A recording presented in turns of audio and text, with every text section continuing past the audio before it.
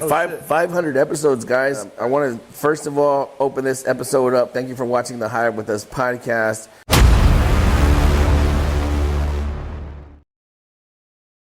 I want to thank Daniel Martinez for his accomplishments in making the podcast, suggesting the podcast, enforcing the podcast, and not quitting, making me do it. Freaking amazing job. The podcast has led to connections, capital, loans, private lenders, baller stuff, notoriety, fame, and fortune. Student wins, stranger wins. Crazy stuff, man. So, dude, thank you for one. Congratulations for two.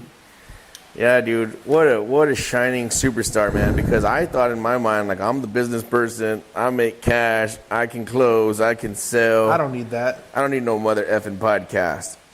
And now the podcast is like, damn, the podcast done kicked my business's ass. Thank you. I appreciate that. Thank you, man. It is no small feat. It's not easy. You got to get uncomfortable. Lots of hours. It's been fun. I've learned a lot. I get to talk to cool people. It's been very interesting.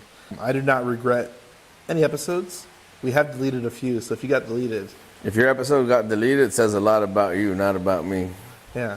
So I may have under 500 episodes, but I recorded 500, so I'm just going to let it roll. Some people fell off. It's okay, though. It's fun, though. I don't regret it. A lot of people, like I said, people come and go. Episodes come and go. Yeah, so, dude, from having the podcast, somebody will reach out to us and be like, I got to place $1 million. Can you help me? Like, do we have a deal for $1 million? But that's literally what you get from making a podcast. You go from having not enough money for gas in the morning to having $1 million that afternoon. So having a podcast is dope. Nah, the guest alone.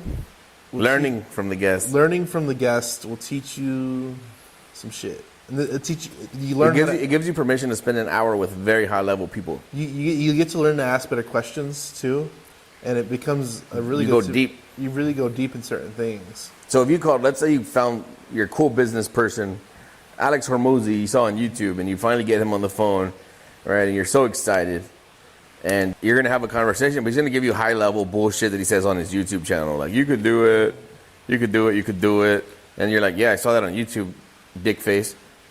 Block that out. You say, yeah, you can do it. Like, I already knew that. Thank you.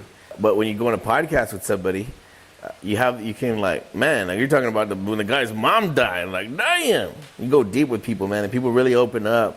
And I hate, like, the YouTube guru world when you see a podcast. And it's just like the same crap, recycled bull crap. That's why I hate motivational content. Like, man, I've been reading that for 25 years. I'm tired of hearing that same old story. But when you talk to somebody on a podcast and they open up and they start crying, like, no, I've never seen the side of this person before. And I think you can't go there unless you have a podcast. What's funny is I get guests on. And if you ever done podcasting before, if you're interested in how it works, a lot of the guests they'll send you like a PDF of who they are, what they do, what they want you to kind of frame. Here's my bio. Here's how to frame the conversation. I don't even look at it anymore. I don't care what your bio says. I don't care. And the other thing is, I don't care. Like, I don't care what the bio says. Usually, I'm gonna extract something that's not even there, and then I'll have guys like, I had a guy. There's an episode out there, maybe within the last 100. I don't remember, but he's like, I've done so many podcasts.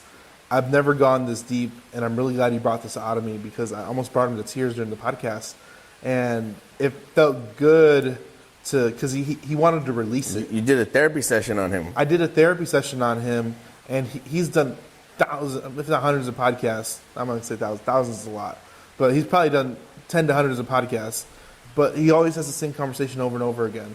And this is one of the things, like, if you're out there going to start a podcast, don't have the same conversation over and over again. Switch it up. Ask creative questions and go deep into randomest things. Like, a lot of people like, oh, my podcast, it's not a land podcast. Like, I don't, like this is a land podcast. We talk about land, yes we do, because that's what we do. And we're the best in the game. But we like business. You have to be a regular person too. Business, life. This all pertains. It all pertains to life balance, business balance, failures, depression, suicide, bankruptcy. I like to talk about the conversations that nobody else is talking about, right? If you watch only Fox News or you watch only CNN, there's a pretty good chance you're a dummy. You can write the script. Yeah, Fox News starts off, stay tuned till we talk about the good thing or the bad thing at 8:45, So and it's 8 o'clock. CNN only has bad news, right? Yeah. And how much they hate the right. But, going through life as a business person, no matter if you live in a red state or a blue state, no matter what asset classes you invest in, there's a lot of other things that make you a good land investor, makes you a good business person, right? Part of it's being a good person, right? Like I'm Catholic, I believe in Christian faith, and it's like whatever label you want to give that. Like, oh, those guys think they know it all. Like, it just makes me want to be a good person. I'm sorry.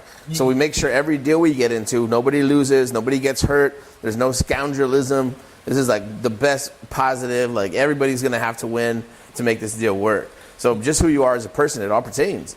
You could be the greatest businessman out there, but terrible father and a terrible husband, and that's not. You need to be well rounded in all those things. Yeah. So we talk about everything.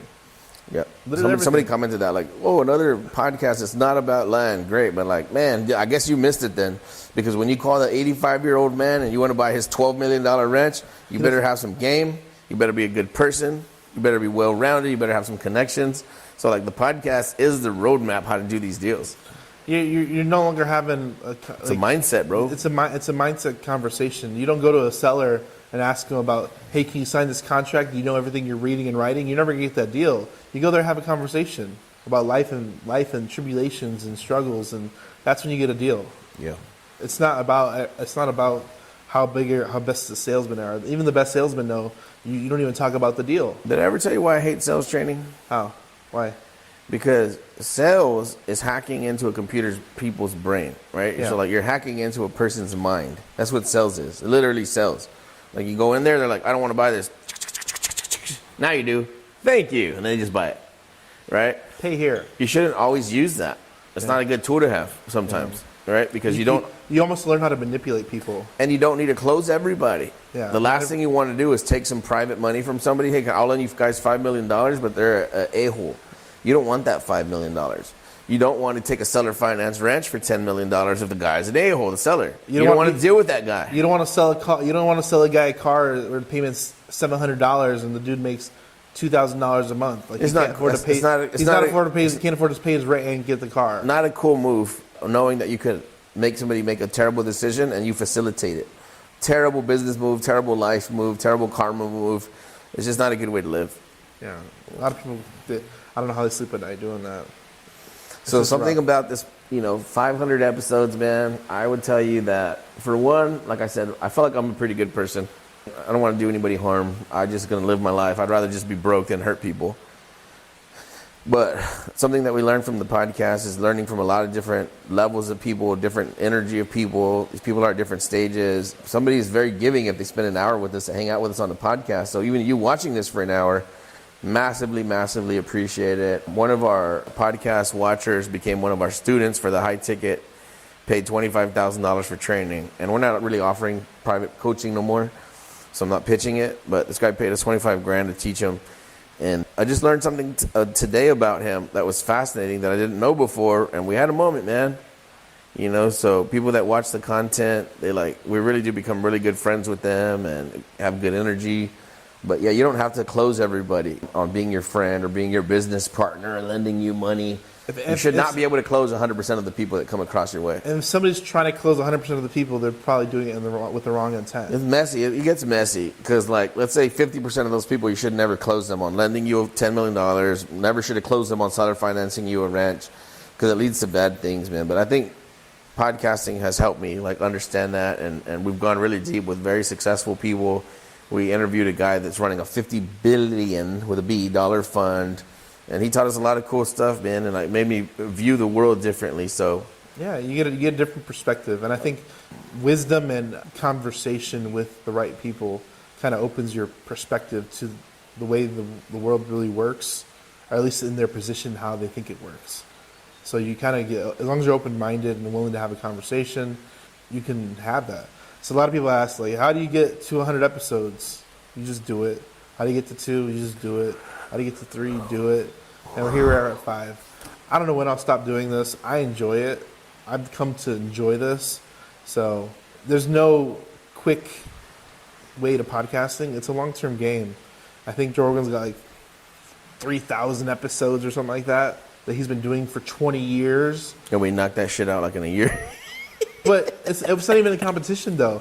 We're just doing it just to do it. There's no point in it. We're just doing it. I think when I first started it, I wanted to get to 100 because I think 100 was like a big threshold. Because most podcasts never. We're at 500 now. Yeah, most podcasts don't make it to 10. Crazy. And then the other thing about it was like I wanted to make sure I was doing it consistently, and then like there was a point where it was no longer a task. It was in my schedule. I had made time for it. I enjoyed doing it, and I enjoyed the conversation because you don't know where it's going to lead you. And I've never listened to another one of my podcasts over a second time. You've never listened to it? No. I literally I have this conversation once, and I'll never listen to it again. I think I've listened to a couple, man. I go back, like the happiness talk, like every now and then I'll hit play, and there's a lot of good stuff in there, man. I'm like, this is a good podcast. But it's one of those things where, like, I feel like when you do stuff like this, you capture a block of time today, right now, in history, that if you want to look back at it, you can, but it's always there. You preserved yourself. Maybe you're an old man and you'll binge watch the channel. Maybe. I don't know. Maybe. Yeah. But, like, you're like, oh, man, that young kid was an idiot, you know? That kid thought he knew it all. Yeah, but he knew what I knew now. Yeah, exactly. But, like, it's one of those things where, like, man, I hope my grandkids watch this. If you're my grandkids, I don't know your names yet, but it's nice to know you, man. I hope you learn. Like, this is one of the things where, like, I feel like it's legacy. This is legacy in the making. If you're not doing a channel or recording yourself, you're doing a disservice to humanity. Record what you're doing, put it out there. You never know who you're going to help. But, yeah, man, I would say I'm very proud of us, and not in a prideful way because neither one of us are prideful people. Yeah. But I'm really proud of how far we've come and what we've accomplished and what we've done for other people. So I can say that. I want to make another point. Oh, so we did videos called The Future of the Hive Mind. And we recorded what was going to happen. Ooh. And also, I had a call with my friend Sean Ailey. And I told him what I was going to do in the real estate world before I did my first deal. Probably before I sent out my first piece of marketing content for real estate. Yeah.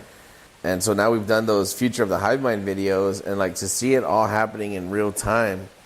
It's so cool and it's so fun. It feels like we're in a movie. Like, are we acting? Like, it looks like we are.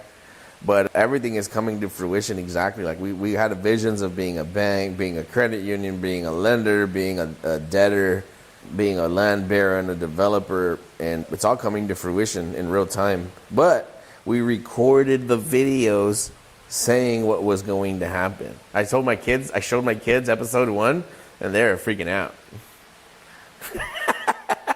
I don't know what. You want to make a prediction? What the future is? Yeah.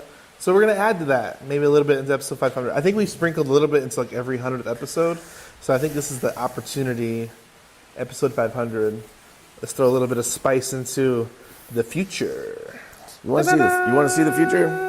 All right, go ahead. I don't know what the structure is going to be, right? But I'm going to say we're a bank.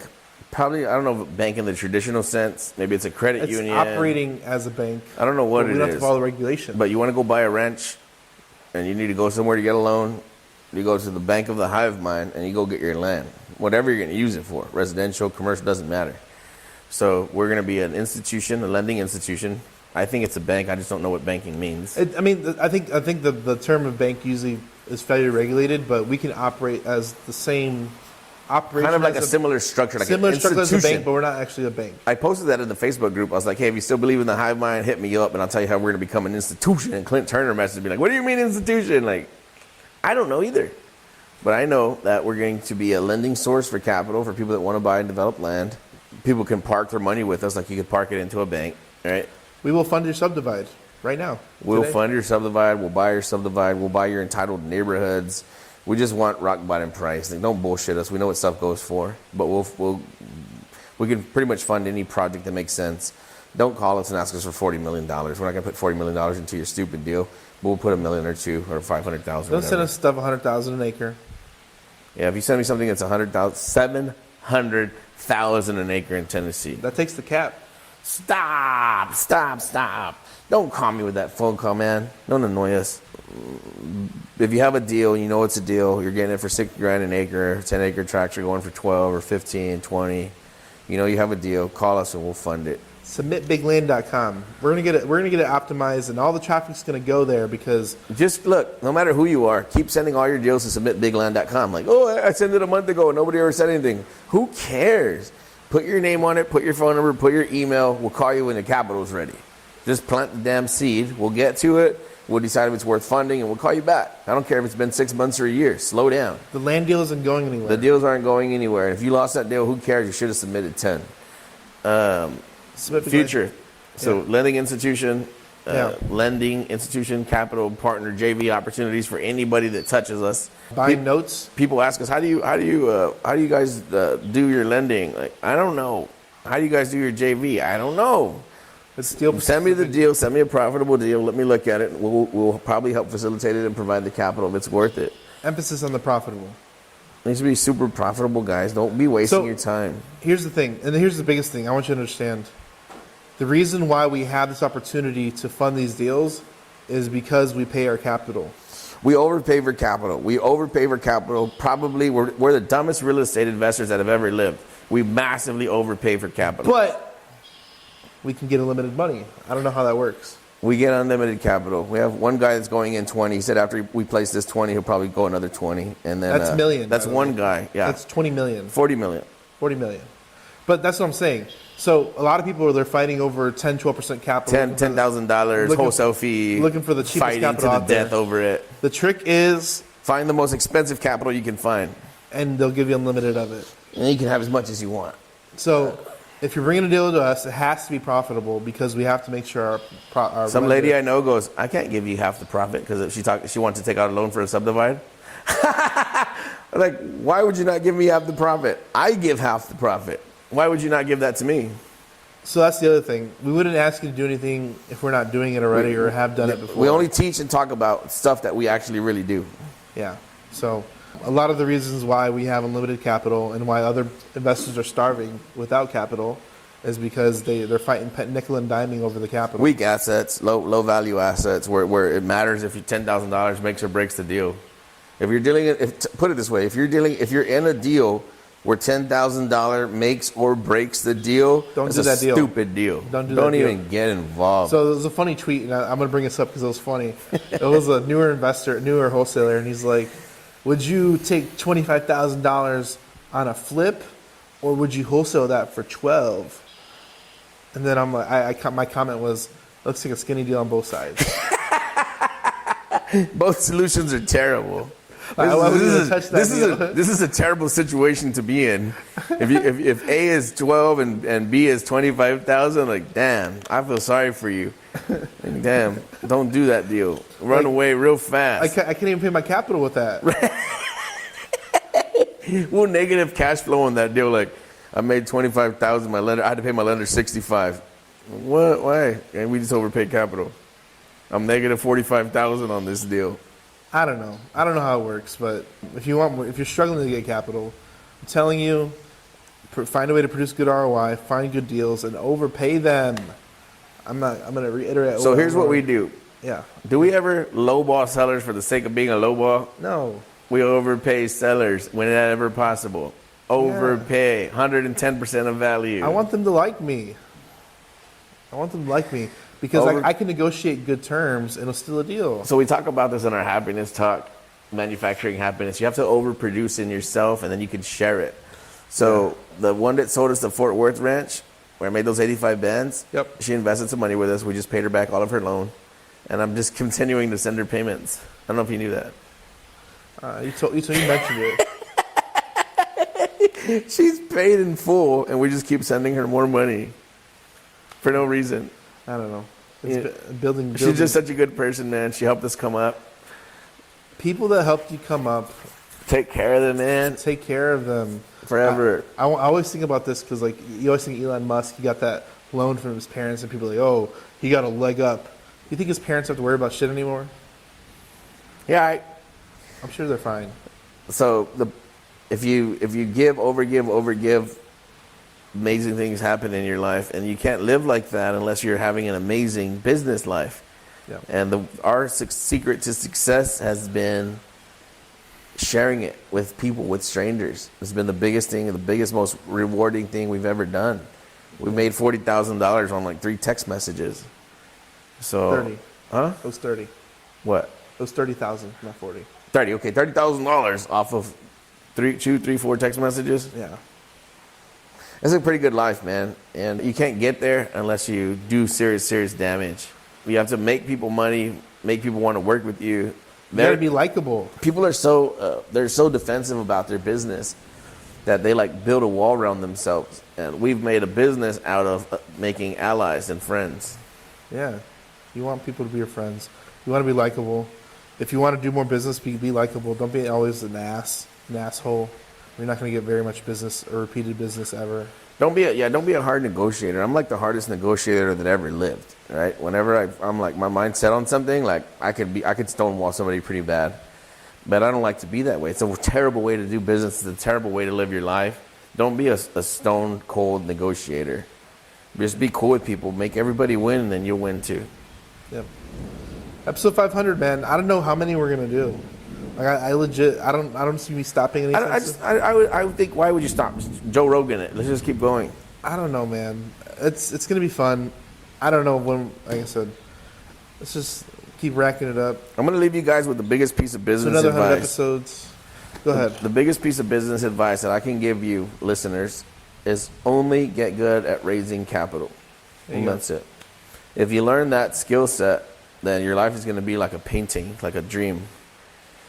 So don't worry about asset classes. Don't geek out on apartments and roofing and all this crap. We got to crunch spreadsheets.